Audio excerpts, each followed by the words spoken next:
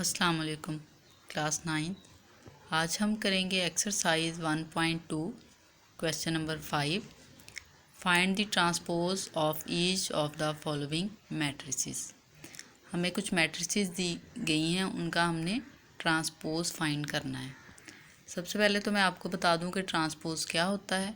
Transpose में हमें matrix दी होती है, ठीक है, उसका हमने ये करना है कि उसमें जो कॉलम्स हैं उनको रो में कन्वर्ट कर देना है और जो रो होती हैं उनको कॉलम में कन्वर्ट कर देते हैं, ठीक है। और रोज़ जो होती हैं वो ये जो आप वर्टिकली हैं वो आपके कॉलम काउंट होते हैं, और जो इस तरह से हॉरिजॉन्टल होते हैं वो हमारे रोज़ होती हैं, ठीक है। तो हमने क्या करना होता है, अपनी रोज़ को कॉलम में कन्वर्ट करना है, कॉलम को रो में कन्वर्ट करना है, ठीक है। तो हम स्टार्ट करते हैं। हमें एक मैट्रिक्स दी है A0 1 -2, ठीक है। इसकी आप देखें एक ही कॉलम है, तो हम इसको रो में कन्वर्ट कर देंगे। हम यहाँ पर लिखेंगे A, एक्सपोनेंट में इसके T लिख देंगे, इसका मीन है ट्रांसपोज इक्वल। अब मैंने ये कॉलम है तो इसको रो में कन्वर्ट करना है, तो रो में कन्वर्ट करने के लिए मैं इसको हॉरिजॉन्टल फॉर्म में लिख दूँगी ऐसे। तो ये ए का ट्रांसपोज आ गया हमारे पास।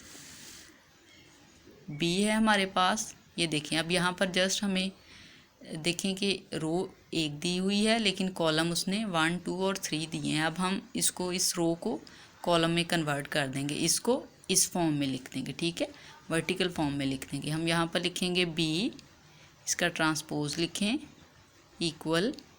अब हम इसको वर्टिकल फॉर्म में लिखेंगे तो ये हमारे पास कॉलम बन जाएगा, जैसे 5 1 -6, ठीक है। तो ये देखें ये हमारे पास बी ट्रांसपोज की वैल्यू आ गई।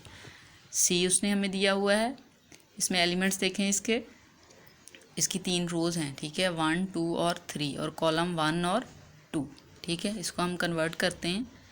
हम यहाँ पर राइट करेंगे सी इक्वल,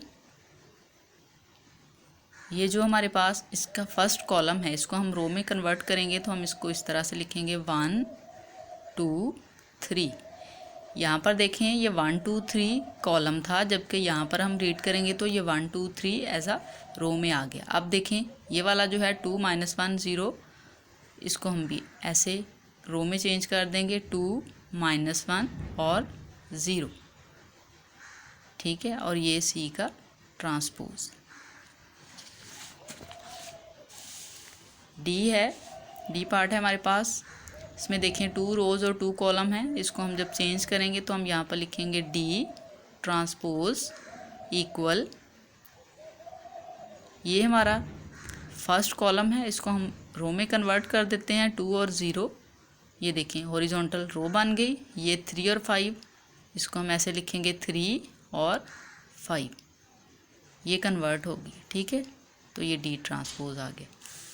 ई है, उसमें भी हमारे पास 4 एलिमेंट हैं, उसको भी हम डी वाले मेथड की तरह ही सॉल्व करेंगे जैसे हमने डी पार्ट किया था। हम यहाँ पर लिखेंगे ई ट्रांसपोज इक्वल, ये फर्स्ट कॉलम है, इसको हम फर्स्ट रो में कन्वर्ट कर देते हैं 2 -4। सेकंड कॉलम, इसको सेकंड रो में कन्वर्ट कर दें 3 और 5।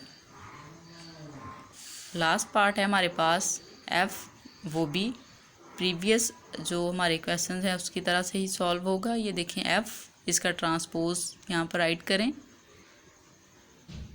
फर्स्ट कॉलम इसको फर्स्ट रो में कन्वर्ट कर दें 1 और 3, ये इस फॉर्म में है, इसको इस फॉर्म में कन्वर्ट कर देंगे हम 2 और 4। तो ये हमारे पास इसका एफ पार्ट भी सोल्व हो।